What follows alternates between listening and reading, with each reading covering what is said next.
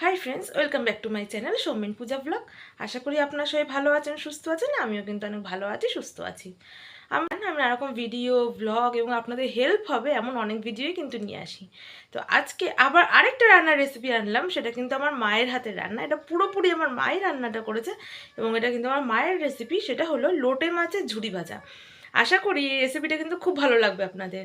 যারা লোটে মাছ একটু নরম মাছ বলে পছন্দ করেন না, তাদের জন্য কিন্তু এই লোটে মাছের ঝুড়ি ভাজা রেসিপিটা কিন্তু খুব ভালো লাগবে আশা করি। সুতরাং এই রান্নাটা দেখুন আপনারা, যদি ভালো লেগে থাকে তবে প্লিজ লাইক, কমেন্ট, শেয়ার এবং সাবস্ক্রাইব করতে কিন্তু একদম ভুলবেন না। চলুন তাহলে দেখে নিই কীভাবে আমার মা লোটে মাছের ঝুড়ি ভাজা রান্না করেছে। দেখো বন্ধুরা, লোটে মাছটা কিন্তু আমার মা নুন হলুদ দিয়ে এবং সামান্য পাতিলেবুর রস দিয়ে মাখিয়ে রেখেছিল এবং মশলার জন্য নিয়ে নিয়েছিল পেঁয়াজ কুচি, আদা রসুন কুচি, টমেটো কুচি এবং বেগুনটাকেও কিন্তু দেখতেই পাচ্ছ আলু ভাজার মতো একদম সরু সরু করে কেটে নিয়েছিল। এবার কড়াতে তেল গরম হলে তেলের মধ্যে এক এক করে আদা রসুন কুচি দিয়ে ভালো মতো ভাজা ভাজা করে নিয়েছিল। তারপরে পেঁয়াজ কুচিটাও দিয়ে দিল, দিয়ে ভালো মতো ভাজা ভাজা করতে হবে প্রায় 40%। এখানে ভাজা ভাজা হয়ে যাওয়ার পর সামান্য নুন এবং হলুদ অ্যাড করে দিয়েছিল পরে, তবে তার আগে বেগুনটাও দিয়ে দিয়েছিল যেন বেগুনটা ভালো মতো মজে যায়। বেগুন কুচিটা দিয়ে ভালো মতো নাড়াচাড়া করে করে নিয়েছিল এবং তার মধ্যে দিয়ে দিল নুন এবং হলুদ যেন ভালো মতো বেগুনটাও মজে যায়। বন্ধুরা, যদি আমার এই রেসিপিটা ভালো লেগে থাকে তবে লাইক, কমেন্ট, শেয়ার এবং সাবস্ক্রাইব করতে কিন্তু একদম ভুলবে না। আশা করি এই রান্নাটা একদম ইউনিক রান্না, তোমাদের সবার ভালো লাগবে। একবার অন্তত দুপুরবেলা গরম গরম ভাতের সাথে এই লোটে মাছের ঝুড়ি ভাজাটা ট্রাই করো। আশা করি তোমাদের অনেকটাই ভালো লাগবে খেতে এবং এটা কিন্তু একদম ইউনিক রেসিপি আমার মায়ের। একবার টেস্ট করে তোমরা দেখতেই পারো। তারপর দিয়ে দিলাম টমেটো কুচি।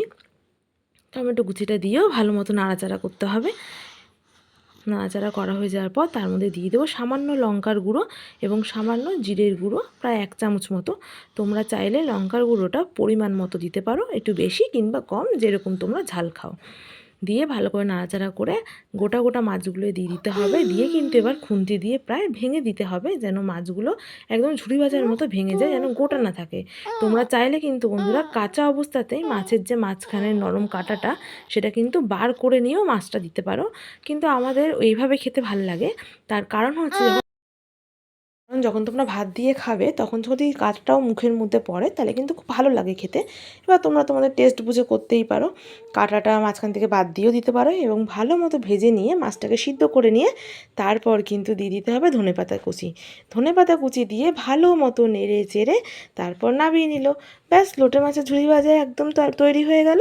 দেখলে বন্ধুরা, একদম কম উপকরণে কত সুন্দর একটা রান্না হয়ে যায়। তোমরা একবার বাড়িতে ট্রাই করো, আশা করি এটা কিন্তু ভালো লাগবে। খুব সিম্পল হলেও কিন্তু একটা ইউনিক রেসিপি এটা। দেখো, গরম গরম ভাতের সাথে কিন্তু দুপুরের লাঞ্চটা প্রায় জমে যাবে এরকম একটা লোটে মাছের ঝুড়ি ভাজা হলে। থ্যাংক ইউ বন্ধুরা।